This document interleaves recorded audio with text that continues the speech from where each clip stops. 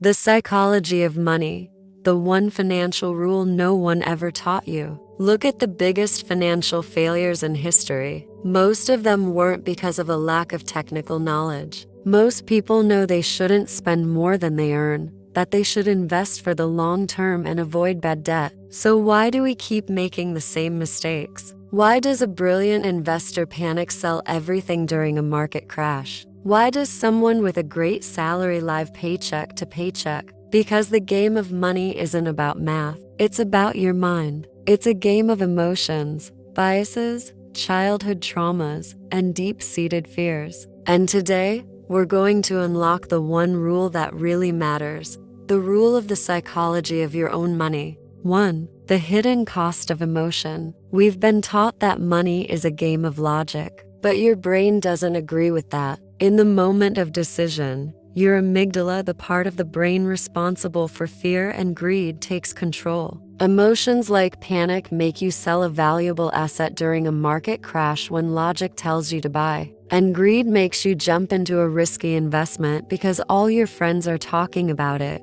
when logic tells you to stay away. The biggest enemy of the investor isn't the economy or inflation, it's the person in the mirror. The emotional human being who thinks they can be rational all the time. The math says the stock market goes up in the long run, but the psychology of fear makes you sell at the wrong time. The math says compound interest is incredible, but the psychology of impatience makes you cash out before it can truly work for you. What if your financial life is actually a reflection of your biggest fears, not your best intentions? Question for engagement. Have you ever made a financial decision based purely on emotion? Tell me about it in the comments below. 2. Your money story.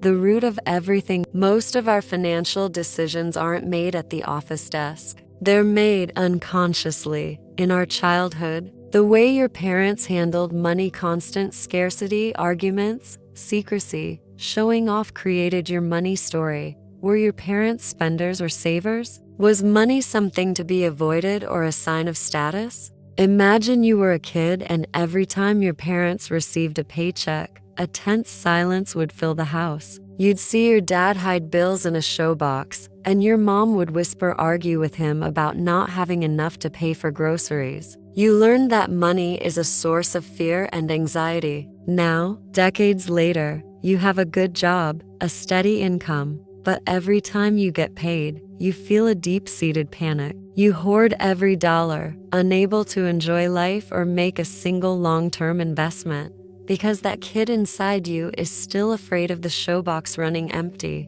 Or what if your money story was different? Maybe you watched your parents constantly buy new cars and expensive gadgets, always talking about keeping up with the Joneses. They never had a real budget, but they always had the flashiest things. You grew up believing that money is a tool for social validation, a way to prove your worth. Now, as an adult, you're trapped in a cycle of lifestyle creep, buying things you don't need with money you don't have, all to chase a feeling of status that is as fleeting as it is hollow. You can have all the spreadsheets and financial apps in the world, but if you don't understand your own money story, you're playing a game where the rules were set by a child inside you. You can't fix what you don't acknowledge, but how can you begin to rewrite that story? Question for engagement.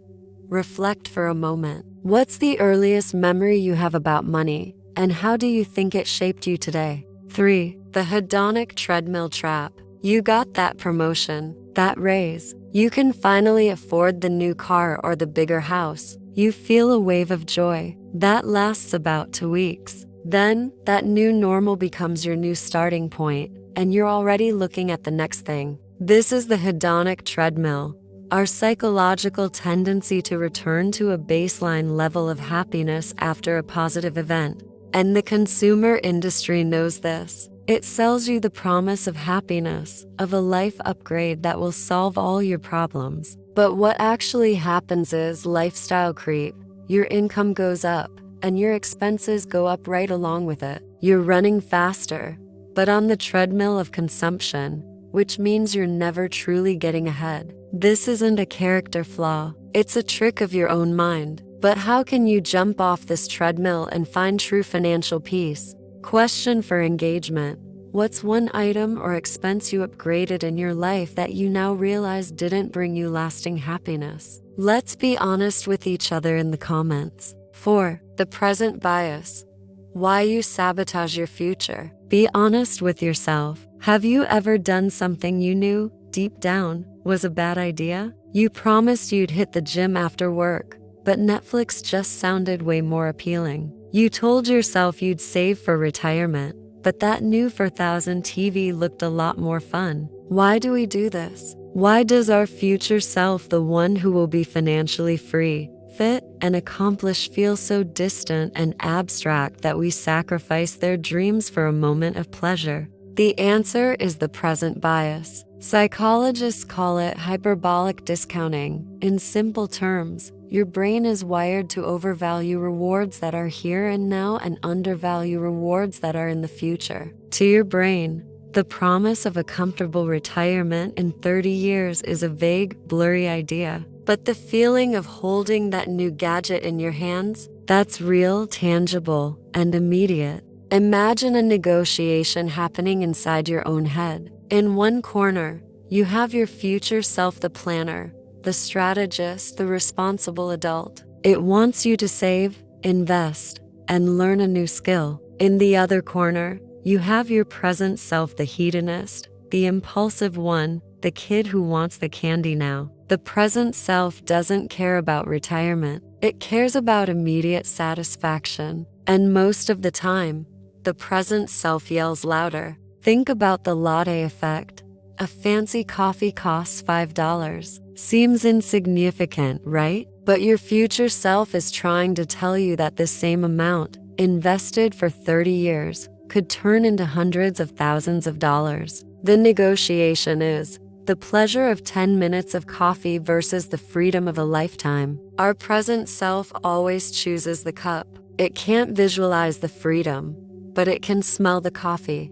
This bias is the silent killer of wealth. It kills your long-term goals with 1,000 small decisions, one at a time. For example, you want a better career. You know you need to study for a little bit every day. But today, your present self is tired, the couch is soft, and your favorite show is on TV. You tell yourself you can start tomorrow. And tomorrow, your present self will have the exact same negotiation and reach the same conclusion. And so, the cycle of self-sabotage repeats, day after day, until your someday dreams become your biggest regrets. So, how do you fight back against this invisible enemy? The key is to make future rewards feel more real and present actions feel easier. Psychology gives us a powerful tool for this called pre-commitment. You don't trust your present self, so you tie its hands. For example, if you want to save money, don't let it sit in your checking account. Set up an automatic transfer to an investment account on payday. You've already committed to it, and your present self won't even have a chance to make the negotiation. If you want to go to the gym, don't plan to go after work. Pay for a personal trainer or a friend to meet you there. The social cost of letting someone down is much stronger than the laziness of the moment. If you want to read a book or learn something new, don't say I'll do it later. Leave the book on your pillow so it's the first thing you see. Make the good decision the easiest decision. The secret isn't to have more willpower, because willpower is finite. The secret is to build systems that protect you from your own brain. True financial freedom isn't about making more money. It's about gaining control of your own decision-making process. It's about making peace with your future self and building a path your present self can't sabotage. Question for engagement. What's one decision your present self loves to make, but your future self will regret the most? 5. The sunk cost fallacy. This is one of the most painful and illogical traps of the human mind. The sunk cost fallacy is our tendency to continue a course of action because of the time, money, or effort we've already invested, even when it's clear the action isn't working out. You're an investor who bought a stock at $100. It's now at $10, and every logical sign tells you the company is a failure. But you hold on Why? Because you can't stand the thought of the wasted money, the hours of research you put in, and the ego blow of admitting you were wrong. This isn't logical. It's a psychological trick. The money you've already spent is gone. It's a sunk cost. It has no bearing on what you should do today. But your brain makes you believe that by sticking with it, you're honoring the past investment. You are chained to your own bad decisions. But how do you break free from a chain forged by your own mind? Question for engagement.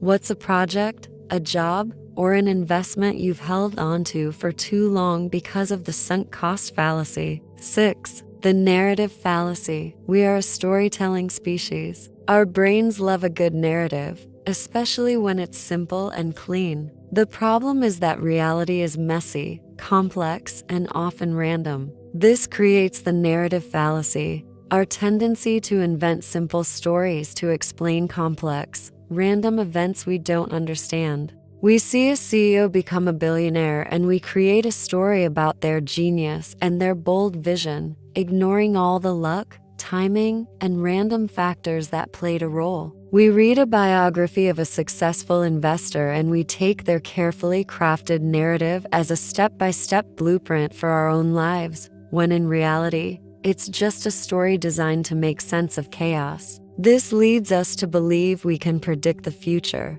which is the most dangerous belief of all. How can you stop falling for these stories and see the world for what it really is? Question for engagement.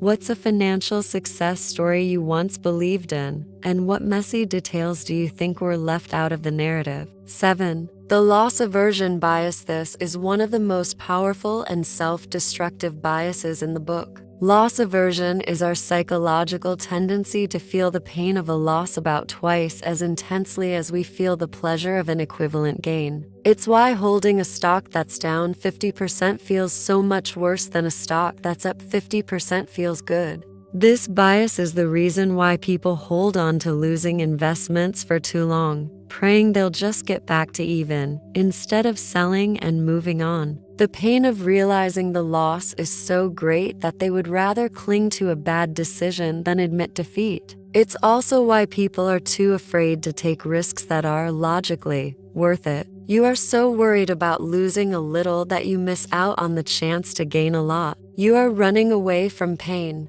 not running towards success. Question for engagement. Have you ever held on to a losing investment for too long just to avoid the pain of realizing a loss? 8. The disposition effect. This is the twin of loss aversion and the ultimate act of self-sabotage. The disposition effect is the irrational tendency of investors to sell winning investments too early, while holding on to losing investments for too long. Why? Because selling a winner provides a quick hit of dopamine. It feels good to lock in a gain and prove you were right. You get that feeling of immediate satisfaction. But selling a loser? That feels terrible. It's an admission of failure. So, we hold on, hoping it will just get back to our original purchase price so we can sell it without feeling bad. The result is that you sell your strongest performers, the ones that could have grown exponentially, and you're left with a portfolio full of your worst decisions, like a garden of weeds you refuse to pull. You are actively pruning your winners and nurturing your losers. How do you find the courage to sell the duds and let your winners run free? Question for engagement. What's a winning stock or investment you sold too early, and a losing one you held on to for too long? 9. The overconfidence effect. After a small win, a beginner investor might feel like a genius. They think they've figured it out. This is the overconfidence effect, and it is a one-way ticket to financial ruin. This bias makes us believe that our skills are far greater than they are, especially after a lucky outcome. An overconfident person takes on more risk, ignores expert advice, and stops doing the simple, disciplined things that led to their first success. They confuse luck with skill. When their luck runs out, the losses are often far greater than their initial gains. Remember, in a casino, the house doesn't win because it's smart. It wins because you get overconfident. In the game of money, the market is the house. Question for engagement. What's a time when you felt overconfident about a financial decision, and what happened as a result? 10. Building your psychological moat. The best investors don't just build investment portfolios. They build psychological moats around their minds. This is a set of mental defenses against the forces of greed, fear, envy, and impatience. It's your battle plan. Here's your psychological moat. Knowledge. You don't invest in anything you don't understand. This protects you from ignorance. Purpose.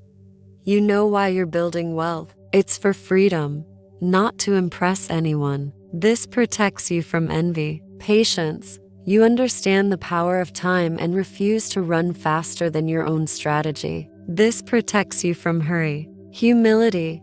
You accept that you'll make mistakes and are willing to learn from them instead of letting your ego destroy you. This protects you from pride. Peace of mind.